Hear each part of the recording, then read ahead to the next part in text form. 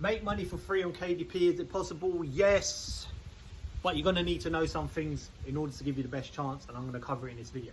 Let's begin. Time, number one, time. If you're not putting in money, you've got to put in time. It's one or the other.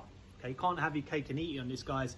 You got to put in time. How much time? I say 6 to 12 months. It's gonna take that long for you to make money on KDP. The first 6 months, probably going to be you uploading a load of crap journals, not understanding how to talk to your customer before you start understanding that, and then you start making money. Okay, it's just the way it is. But there is, of course, rare cases where you make money before 6 months. In fact, one of my students made money in the first 2 weeks, but it's because they got my strategies, right? So just think 6 to 12 months. Think of it as training, KDP training. I'm going to train on KDP for 12 months, and then by the end of it, I'm going to understand how to upload good books, how to find good niches, how to do good interiors, how to talk to the customer by those 12 months. So by then I can upload some really good books and start making money, okay? Think of it like training. And also, if you've got a mindset of 6 to 12 months, then when you're not making sales in 3 months, you're not gonna feel like quitting, right?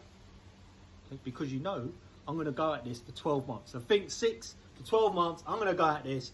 I'm gonna train in KDP for 12 months, and I'm going to commit to this, right? That mindset is a big deal, and it will stop you from quitting and staying consistent, right? So you've got the mindset. The next thing you need now is the strategy.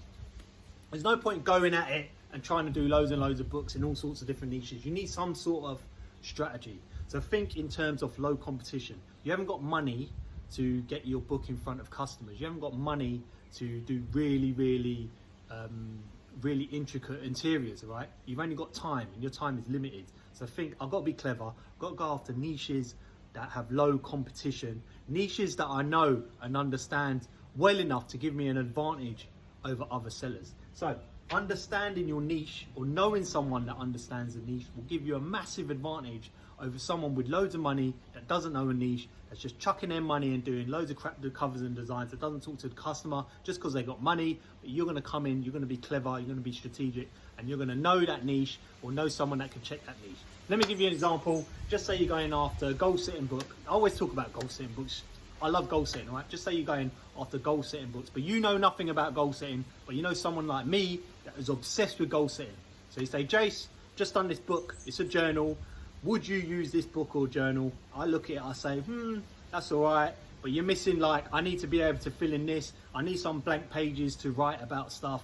I need like some motivational quotes in there, some inspiration just to make it look pretty. The cover's really rubbish. The title, you could use a better title. You could be saying something a bit more go-getter, a bit more action-orientated title, and there should be something that's action-orientated in the journal that makes me take action that day. You see, I know goal setting. Already I've given you tips on a goal setting journal. If you take that and put that into your journal and portray it on the cover and title and in your description, then someone like me will look at it and think, that's the one I want, and buy it. You see? So knowing that, knowing the niche, or knowing someone that could check it, will give you a massive advantage on your KDP account and potential. So on the goal setting journal example just then, just check that there's potential. Check that there's enough people in that niche that is buying the books and journals, so that if you do manage to make sales, it has the potential to scale up and make you more money. Remember, once you get into a niche and it starts making sales, starts picking up momentum, if there's a lot of potential and it can get to like the goal setting journal, if it can get to goal setting journal for men where there's a lot of potential, a lot of sales, then you could be making thousands of dollars just on that one book. So always think ahead. Is this book that I'm doing now going to be able to make loads of money in 12 months time and keep feeding me? You can have one book making you thousands and tens of thousands come Christmas, all right? That's the potential KDP. So think in terms of longevity as well, okay? The potential. Right, so how do you find the niche to target? You want a low competition niche. When you search in the Amazon search bar, you're gonna have loads of auto suggestions popping up. Just start picking them and seeing which one comes up with less than 1,000 search results, all right? Because if there's less than 1,000 search results, that shows there's less than 1,000 books. So you can come in and take some of that market. The lower the better. Obviously, if you get under 500, then that's a really good niche to go after, right? So less than 1,000, that's your first checkpoint. Okay, actually this is your first checkpoint. First checkpoint is knowing the niche. Second checkpoint, is there less than 1,000 results when you search in the Amazon search bar? third checkpoint is once you've got the first two, check that there are 3 books selling with a BSR between 20 and 500k. Right? If you don't know what BSR is, bestsellers rank. So check there's 3 books selling between 20 and 500k. Why 20,000? Sorry, not 20. 20,000 and 500,000. Why between those? Because between 20,000 and 500,000 is a good sweet spot. It shows that there's journals selling from a few times a day to a few times a month, and that's a good low competition range. Any less than 20,000 might be too much competition, and any more than 500,000 is not enough potential. Okay, so between there, you can still sell if you've got a good cover and good title. So once you've got all those, you should have your niche, right? So next thing, the last 2 points here I'm going to cover simultaneously, because again, it goes back to the mindset, right? Consistent work. That's going to get you to making money in the time frame of 6 to 12 months. You've got to be consistent. You've got to have a strategy. So a good example of this is try and give yourself a KDP job. Like pretend you're your own boss.